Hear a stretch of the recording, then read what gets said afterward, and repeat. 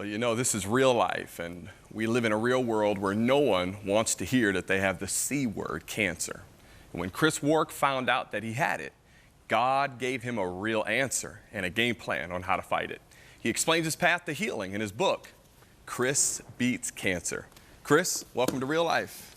Hey, how are you? Oh man, I am doing so well, and I'm so glad that you're here, and you've got a phenomenal story of how God gave you the plan on how to beat that real life answer called cancer. Can you tell us a little about what God did for you? Yeah, so I was diagnosed with stage 3 colon cancer when I was 26. And of course it was a shock. It's always a shock when you're diagnosed at any age. But it really, it turned my life upside down. Sure. And one of the first things I did after I was diagnosed was prayed about it, right? I mean, I was desperate to understand, why am I going through this? What's happening to me? I mean, in the first segment, you all were talking about, when the water starts boiling, right? Yeah. That was my situation. And the first verse that came to me was Romans 8:28. God works all things for the good of those who love him and who are called according to his purpose. So I just chose to believe that. This is my verse, I'm believing this. And also Psalm 34:19, which you guys talked about as well. The righteous may suffer many troubles or afflictions, but the Lord delivers them from them all. So I focused my faith on those two verses. And I had surgery. I was kind of rushed into treatment, which is pretty common for most cancer patients. They're rushed in, they don't know what they're getting into. But I had surgery, I was recovering from surgery, and made a decision to forego chemotherapy. And the reason I did that is because my instincts and my intuition were just telling me it was not right for me. Yeah. And I came across some information and had sort of revelations about cancer, about health, that are pretty simple, really. And that's the way I was living was killing me. And I realized, wait a minute, if many of our cancers today are caused by our diet and our lifestyle and our environment, we need to change what we're doing, right, to help ourselves either get well or prevent it. And so I sort of embarked on this radical life transformation journey, and which we'll get into those details, but I changed my whole life in every way possible, and was just determined to do everything I could do to help my body heal. And I got well. Wow. And how long have you been free from cancer now? So I just celebrated my 15-year cancerversary. Wow, that is awesome. All because of, amen, all because of a dietary game plan that God gave you. So now I know you're not anti. Big part of it. You're not anti-chemo and radiation. No. But why did you, what did God give you that you decided, I'm not going down that path, I'm going to choose an alternative path? Yep. The thing about chemo and radiation and some of those treatments is there's a lot of risks. And depending on the type and stage of cancer, they can be helpful and in some cases harmful and offer no help. So it's really important that a cancer patient knows what they're getting into before they say yes to treatment. And so that's one of my sort of core mission elements, I guess you could say, is just to help empower patients with knowledge so they can make a smart, wise decision about treatment, right? So for me, I didn't, I took a calculated risk. I said no to chemotherapy, and I decided to overdose on nutrition. So when you look in the Bible, you see the Garden of Eden, the original diet for mankind was fruits and vegetables. Mm-hmm. And so I basically decided that's all I'm going to eat.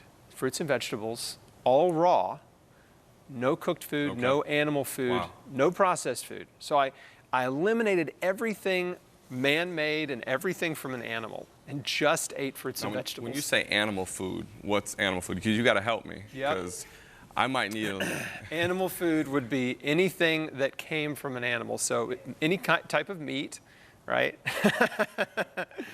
And dairy products, right? So I eliminated those foods. Oh, man. So now, one thing I want to get serious here for a minute. Doctors are not required to take nutritional classes. So they try to help heal us, which we thank God for doctors. We're not downplaying that. But they don't really have the education on what it takes to beat it. Am I correct? That's right. Doctors can be very helpful. You should work with a doctor yes. if you're sick. Especially, it's important that your doctor supports you no matter what choices you make. So that's an important dynamic of the relationship that needs to be in place. But beyond that, yeah, it's true. They're not trained in nutrition, and there are hundreds of thousands of published studies on nutritional science that doctors they're not taught, right? And they're too busy doing what they're trained to do to really read and research this information. So here's one big takeaway. We know that 10 servings of fruits and vegetables per day is considered optimal for disease prevention, right? So 10 servings of fruits and vegetables every day. That sounds like a lot, but it's actually not that much. A serving is only about half a cup. Okay. So a bowl of oatmeal with some fresh berries, you're going to get 3 or 4 servings right there. A fruit smoothie or a big salad, you're going to get 3 or 4 servings.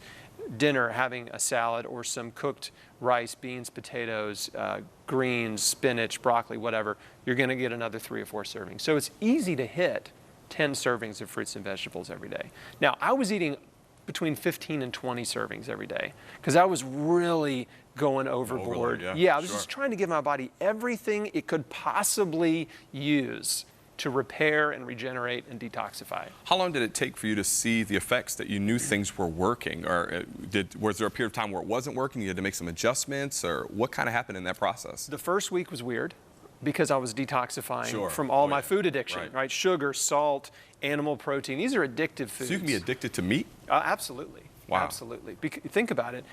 Something that you have to eat every day. Yeah. Right? If you have to eat it every day, if you feel the urge to eat it every day, you're addicted to it. Wow. So, so the first week's always weird when you make a dramatic lifestyle change.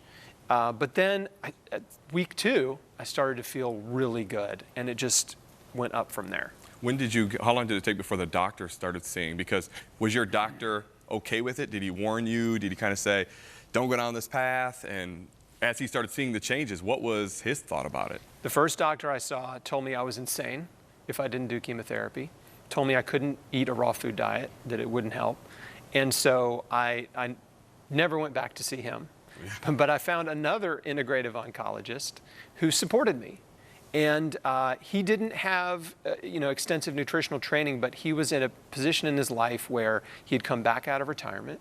And he really just wanted to help patients get well. And so he was very open, and he was studying integrative and non-toxic therapies to help patients. Wow. And so he was an amazing blessing in my life.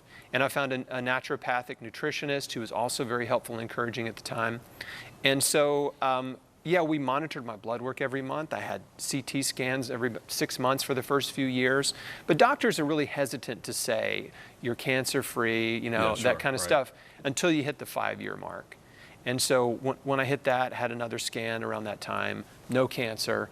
And that's really when the oncologist I was working with at that time said, well, looks like you're out of the woods. What was your prognosis in the beginning? How much time did they give you with stage 3? I was told I had about a 60% chance of living 5 years. Wow. So that's not 60% chance of cure, that's just 60% chance of being alive in 5 years. And so young adult colon cancer is very aggressive. I pretty much had all of the odds stacked against me for survival. But, here's the thing with treatment. Treatment can be very helpful, but in the short term. But if you have cancer, the difference between a person with tumors and a person who doesn't have tumors is largely their immune system. And it's their internal environment. And so if your internal environment is a place where cancer can thrive, it will. Exactly. Right? And so if it's not a place where cancer can thrive, then it won't. Your immune system will eliminate cancer cells, and they won't set up camp and grow tumors and spread. So what I was trying to do, and what I did do, was change the internal environment of my body, improve my immune function, detoxify my body, supply it with all this nutrition, anti-cancer nutrition, and that's how the body heals. So, I was talking about treatment. The problem with treatment is it doesn't solve the underlying problem of cancer, right? It's that environment. It doesn't change the environment. It doesn't improve the environment. Wow. And you can only improve your internal environment with nutrition, exercise, stress reduction, right? And detoxification of your home and things that, or your workplace if you're around exposed to a lot of toxic stuff. So it's a comprehensive strategy, right? That's what I had to do. It wasn't just like, well, I'm going to start juicing, right? That wasn't, that's not enough. And for me, I adopted what I call the beat cancer mindset, which is I was willing to change anything and everything in my life that might be hurting me and keeping me sick and replace it with things that would help my body heal. Well, if you're just tuning in, I'm back here again with Chris Wark discussing his book, Chris Beats Cancer. Chris, let's get right into this because at the end of our last segment, you talked a little bit about some of the causes of cancer. And there's people that are watching that either know someone that has cancer or they're battling with it themselves, and everything's not a spiritual problem. What are the top 3 causes, in your opinion, of cancer? Yeah, and by the way, this is not just my opinion. This is based on a lot of published research. But what we know is that up to 90% of cancers are caused by 3 factors. Okay? There's 3 categories. 1 is an unhealthy diet. 2 is our lifestyle choices. And 3 are environmental factors like pollution. So the diet that is causing cancer is the Western diet, the American diet. And that's a diet that's really high in meat and dairy. It's really high in processed food, junk food, fast food, sugar, salt, and oils. Okay? When you look around the world, the countries and regions with the lowest rates of most cancers eat a plant-based diet. So they're eating mostly plants. They're not vegetarians or vegans per se, but their diet consists mostly of food from the earth that God made. And their access to animal food and processed food is very low. Right? So imagine if you lived in the African bush, right? You're in a village. Most of the food you eat is the food that you grew, right? With the occasional animal food. If the village was having a feast or maybe somebody killed something in the wild and brought it home. But what you're going to subsist on are plant food. So it's a very simple thing, eating a plant-based diet. For someone that's interested in prevention, what this means practically is going from eating meat 3 times a day to maybe 3 times a week, right? Make it more of a special occasion versus in every meal. Are there certain meats we should stay away from and more that we should gravitate towards? Well, there's definitely worse meat. Be gentle. Brace yourself. The worst meat you can eat is processed meat. So bacon, sausage, hot dogs, salami, pepperoni. Processed meats are a group 1 carcinogen. That means they have the same level of evidence as cigarettes. Yeah. So processed meats are pretty terrible for you. Red meat is a group 2 carcinogen, which means there's sufficient evidence that it's a probable cancer causer, especially colon cancer. So the safest or cleanest meat would be like wild-caught fish, especially wild-caught salmon, if you're going to have occasional, animal protein. What are your thoughts on turkey?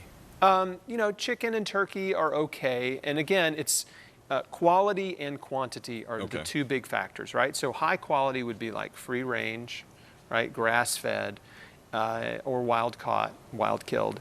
And then quantity, you want that low. So 3 times a week or less. How much for each serving would you have for 4 meat? to 6 ounce, just small serving, right? Not the 12-ounce steak. It's cowboy a bad idea.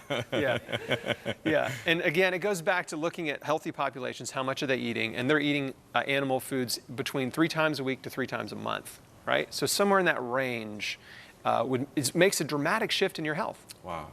So that's the food component. The second component is lifestyle. So smoking causes cancer, alcohol causes cancer, and the second leading cause of cancer is obesity. Obesity? Yeah. Cigarettes are number 1, obesity is number 2. This is part lifestyle and part diet, right? What causes that? I mean, why obesity? When you're overweight, you're carrying excess body fat, and excess body fat causes 3 things to happen in the body. 1, excess hormones that fuel cancer growth. 2, increased inflammation, which creates an environment where cancer can thrive. And 3, it suppresses your immune function. By being obese? Yeah. When you're overweight, your immune cells are actually also overweight. They take on extra fatty acids, which slows them down and makes them basically ineffective. So you can imagine your immune system, if your immune system is a bunch of soldiers who are overweight, they're not going to be very good soldiers, right? So obesity over time creates an environment where cancer can thrive. The third factor is environmental. So working in a chemical factory, putting all of these toxic lotions and potions and creams and body care products on your skin, those products are absorbed into your bloodstream. And there's a synergistic toxicity that happens. So you got to clean that stuff up, like replace it with natural products. Your book here has a comprehensive plan. If there's somebody watching right now and they're battling with cancer, they know someone has that, how do they get started today? Yep. Obviously, I'm going to say read the book. Of course. Because I really break it down into a very simple strategy, the one that I followed and the one that so many people I know who've healed cancer against the odds followed. But it's not just it's not a magic bullet. It's not a quick fix. You do have to be willing to change your whole life. But that's the purpose of the book, is just to walk anyone who wants to change through it. Are there some beginning things that you could give us right now, like maybe some steps that we could take, or some foods that we need to just get rid of and stuff that we need to start bringing in? Eat more fruits and vegetables and less animal food. If you can ditch the junk food and fast food, ditch that. Oatmeal for breakfast is amazing. A giant salad or a fruit smoothie for lunch is wonderful. And then a big plate full of cooked, delicious vegetables, all your favorite veggies for dinner. Like this, it's not complicated. It really isn't. And when you're eating that way, you're automatically not eating junk food. You're not eating fast food. And there was no animal food in those 3 meals I just mentioned. So it's pretty easy once you kind of just shift your mindset a little bit. Well, let me talk a little bit about the spiritual aspect. I think we can overdose on that, in my opinion. I believe that God likes to heal people supernaturally. I'm all for laying on the hands and praying for people. But how important is the spiritual aspect in that piece? I mean, because we've covered the natural piece, we're dealing with the diet and all that, but you covered that actually last in your book. Was that intentional? Yeah, it was. It was. It's the most important component of the whole thing, because you can do everything right and still not get well if you don't get right with God, I believe. And also if you don't deal with stress in your life, because stress is an underlying cause that leads us to unhealthy behavior. So stress is why people smoke. It's why people drink. It's why they binge eat, right? It's why they become workaholics. And if you carry bitterness and unforgiveness, right. Those emotions are so toxic, they will poison your body, they'll poison your heart, and they will make you sick over time. And so, like, one of the most powerful things you can do today, like right now, is to forgive every person who's ever hurt you. Why don't you take a minute right now and just look into that camera and just minister to somebody in their home. Pray for those that are battling with cancer, and even just some final words to those to get on the right path and encourage them. Yeah, absolutely. So here's what I want to say. There are people in your life who have hurt you. We all have those people in our life. But holding on to bitterness does not help you, right? It only hurts you. It's like drinking poison and hoping that it hurts someone else. And we know that Jesus' ministry was focused on forgiveness. What did he say in the Lord's Prayer? Father, forgive them. I'm sorry, that's what he said on the cross. Forgive them, for they know not what they do.